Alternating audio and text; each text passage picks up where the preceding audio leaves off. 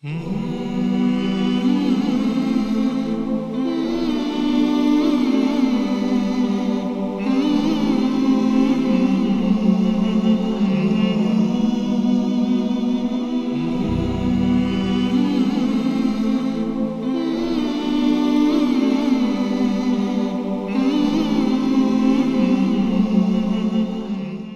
اللہ الرحمن الرحیم۔ ایک سوال کیا جاتا ہے عام طور سے، اور اس کی وجہ سے بہت سارے ذہن جو ہے وہ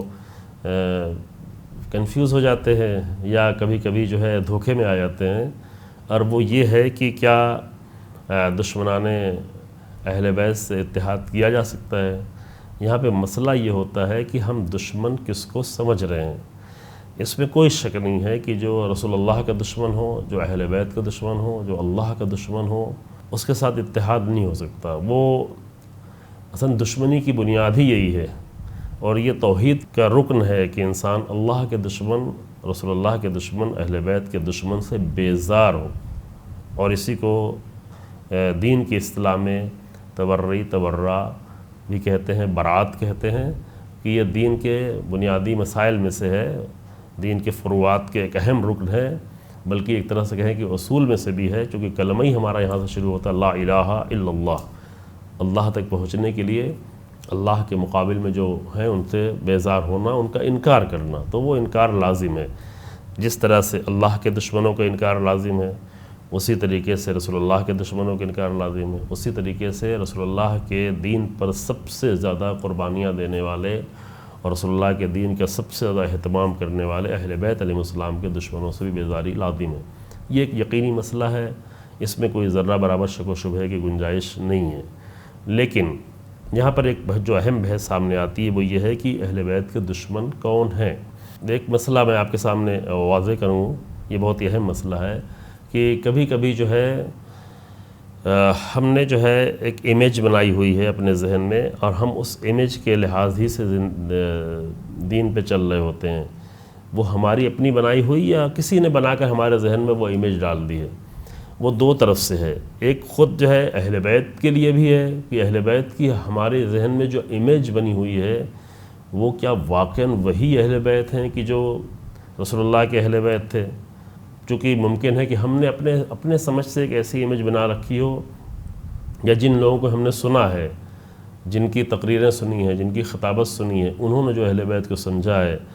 اگر انہوں نے کوئی ایک امیج بنائی ہوئی ہے، اگر معتبر کتابوں سے نہیں ہے، تو ظاہر ہے کہ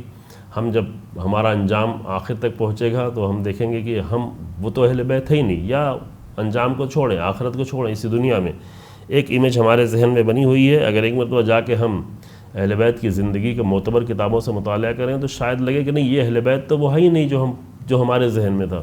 مثلاً ایک مرتبہ انسان نہج البلاغہ کو پڑھے، نہج البلاغہ کے خطبوں کو پڑھے، امیر المومنین کے خطبوں کو پڑھے، تو بالکل انسان کے ذہن میں دوسری امیج بن کر تیار ہوتی ہے۔ یا اگر امام حسین علیہ السلام جیسے ایام اعزاء میں بہت توفیق رہتی ہے مومنین کو ذکر کرنے کی، اگر امام حسین علیہ السلام کے واقعی اپنے جو خطبات ہیں، جو امام کا خود کلام ہے، امام کی سیرت کا جو پہلو ہے، امام کا جو سفر رہا ہے مدینے سے کعبے تک، مکے تک، اور مکے سے پھر کوفہ کے راستے ہوئے کربلا تک، تو وہ اگر پڑھے امام کے خود اپنے کلمات تو بالکل ایک دوسری امیج تیار ہوتی۔ اسی طرح سے دشمنی کی بھی ایک امیج ہے۔ بعض لوگوں نے ایک ایسی امیج بنا رکھی ہے کہ جس کو چاہتے ہیں وہ کوئی اور ہے، اور جو حقیقت میں اہل بیت کے مخالف یا نقصان پہنچانے والے رہے ہیں وہ کچھ اور ہیں۔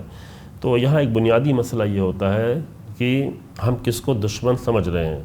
میں کبھی کبھی یہ سوال کرتا ہوں کہ وہ لوگ کہ جو اہل بیت پر صلوات پڑھے بغیر اپنی کوئی نماز کو کامل نہیں کر سکتے، ان کی نماز ہی نہیں ہوتی، یہ صرف امام شافعی کا شعر نہیں ہے، یہ حقیقت میں ہے کہ کوئی بھی نماز اہل بیت پر صلوات بھیجے بغیر نہیں ہوتی اہل سنت میں۔ اور میں کبھی بہت لمبی پوری مجلس اسی پہ پڑھ چکا ہوں تقریر کی، اہل بیت کے نزدیک، اہل سنت کے نزدیک اہل بیت علیہ السلام پر صلوات بھیجنا محمد و آل محمد پر کتنا اہم مسئلہ ہے، کتنا زیادہ ضروری مسئلہ ہے مختلف فرقوں کے نزدیک۔ تو جو اہل بیت پر صلوات پڑھے بغیر اپنی نماز کو کامل نہیں کر سکتے، من لم یصلی علیکم لا صلاۃ لہ، جو آپ پر صلوات نہ پڑھے اس کی نماز ہی نہیں ہے، اور لازمی طور پر ہر نماز میں صلوات پڑھتے ہیں، تو پھر یہ کیسے ان کو دشمن اہل بیت کا۔ ہاں ممکن ہے کہ اہل بیت کی معرفت میں کمی ہو، اور وہ کمی کہیں بھی ہو سکتی ہے، وہ کمی ہمارے اندر بھی ہو سکتی ہے، یعنی کسی بھی مقام پر پہنچنے کے بعد ایک طالب علم ہو یا ایک عالم ہو یا ایک عام انسان ہو، اس کے اندر کمیاں ہو سکتی ہیں، اس میں کوئی شک نہیں ہے کہ کمی ہو سکتی ہے۔ کمی کو دور کرنے کی ضرورت ہے۔ ظاہر جب کمی کو دور کرنا ہے تو پھر مثلا ایک اسکول میں اگر بچوں میں علم کی کمی ہے تو استاد اس سے نفرت نہیں کرے گا کہ تمہارے پاس علم نہیں ہے، میرے پاس علم زیادہ ہے تو تم پھر دور ہو جاؤ، تم سے ہم نفرت کرتے، بلکہ ان کو محبت سے علم دے گا، ان کے علم کی کمی کو دور کرے گا۔ اگر ایک ماں باپ دیکھتے ہیں اس کے بچے میں کوئی فزیکل کمزوری ہے یا جسمانی کمزوری ہے تو ماں باپ اپنے بچے سے نفرت نہیں کریں گے، بلکہ اس کو دور کرنے کی کوشش کریں گے، ان کو اچھی غذائیں دیں گے تاکہ وہ کمی دور ہو جائے۔ اسی طریقے سے دین کا مسئلہ ہے کہ دین کے مسئلے میں اگر ہمیں کہیں پر کسی میں کمی نظر آ رہی ہے، سب سے پہلے تو اپنی بھی کمیوں کو دیکھنا چاہیے، صرف دوسروں کی کمی کو نہیں دیکھنا چاہیے، اور اپنی کمی کو بھی دور کرنا چاہیے۔ خود محبت اہل بیت اور معرفت اہل بیت علیہ السلام کے سلسلے میں ہمیں اپنی کمی کو دور کرنا چاہیے کہ ہمیں مسلسل یہ سفر جاری رہنا چاہیے، معرفت کا سفر ہمیشہ جاری رہے۔ پیغمبر اکرم صلی اللہ علیہ وآلہ وسلم کے سلسلے میں بہت ساری کوتاہیاں ہیں ہمارے اندر، ہمارے ممبروں پر، ہمارے بیانات میں، ہماری گفتگو میں، ہماری زندگی میں بہت کوتاہیاں ہیں، وہ کمی ہمیں دور کرنا چاہیے۔ اسی طریقے سے جن لوگوں کو ہم یہ سمجھتے ہیں کہ وہ اہل بیت کو اس طرح سے نہیں سمجھتے، صلوات تو پڑھتے ہیں، ذکر اہل بیت علیہ السلام کرتے ہیں، لیکن اگر اس طرح سے نہیں سمجھتے جس طرح سمجھنا چاہیے، یا اگر آپ یا کوئی زیادہ سمجھتا ہو تو وہ اس کمی کو دور کرے، وہ اور زیادہ کوشش کرے اور بہتر طریقے سے اہل بیت علیہ السلام کو پہچنوائے،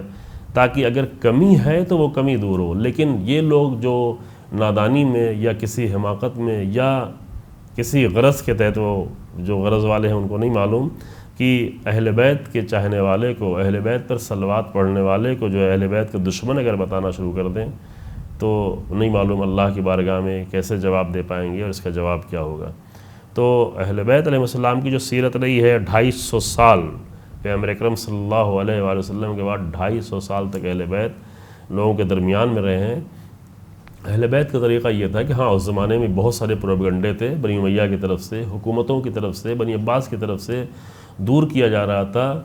لیکن اہل بیت علیہ السلام نے جن کو حکومتوں نے دور کیا تھا، اہل بیت نے انہیں دور نہیں ہونے دیا۔ اہل بیت نے ان کے درمیان میں رہ کر، ان کو موقع دے کر، ان کو اپنے پاس بلا کر، ان سے گفتگو کر کے، ان کو اپنا شاگرد بنا کر، کہ اہل سنت کے کئی سارے اماموں کو اپنا شاگرد بنایا۔ 2 امام کو ڈائریکٹ شاگرد تھے، امام صادق علیہ السلام کے، امام ابو حنیفہ، امام مالک، اور امام احمد بن حنبل اور امام شافعی انڈائریکٹ شاگرد تھے۔ تو اس کے ذریعے سے جو دوریاں تھیں اس دوریوں کو بھی ختم کیا، اور جو دینی کمیاں تھیں اس کمیوں کو بھی ختم کیا۔ یہ اہل بیت کی 250 سالہ سیرت رہی ہے۔ اہل بیت علیہ السلام نے الگ سے مسجدیں نہیں بنائیں، الگ سے گروہ نہیں بنایا، الگ سے کبھی تفرقہ نہیں ہونے دیا۔ اگر اہل بیت کی بزم میں آ کر کوئی ایسی باتیں کرتا تو اس کو پھر دور کر دیتے تھے، اس سے بات نہیں کرتے تھے۔ یہ اہل بیت کا قانون تھا، اور ہمیں بہرحال رسول اللہ نے یہ بتایا ہے کہ ہمارے بعد رسول اللہ کے دین پہ چلنا ہے تو قرآن اور اہل بیت ہی کے ساتھ چلا جا سکتا ہے۔ اللہ کی بارگاہ میں دعا ہے کہ ہمیں اس راہ پر چلنے کی توفیق نصیب فرمائے۔